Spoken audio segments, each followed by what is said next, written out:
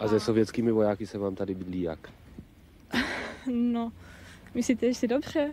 No, já myslím, že nikomu se s nima nebydlí dobře. A dokázala byste říct proč? Zboží není v naší republice zrovna mnoho a jako sovětské ženy mají neustále volno, vlastně nepracují, takže mají celý den čas na nákupy. A když dostanou náhodou zboží a má čas třeba po práci nebo tak o půl třetí, tak už většinou v tom obchodě nic není. Krámy prázdný a lepší bylo, kdyby odešli a my, aby jsme dostali byty. A vy bydlíte přímo v domě? Přímo s nima bydlím.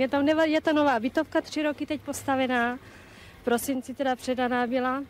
No a já jsem tam dostala jako služební byt, topím tam na kotelně a ty byty jsou teda tak zničené, že to je otřesný. Nám byl dávaný ruský člověk jako strašný vzor, jako vzor čestnosti, pracovitosti a všeho možného. Běžte se podívat k ním, kde bydlej, kde pracují, kde prostě cvičí a tak dále, jak se tento vzor chová k přírodě, jak se chová k nám v krámech, jak se chová povýšenecky jenom když jde po ulici a všechno možné.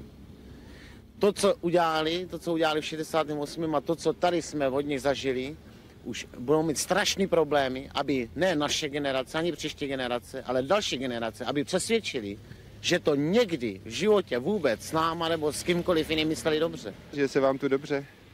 To teda, no, musím říct, že se mě tak dobře nežilo.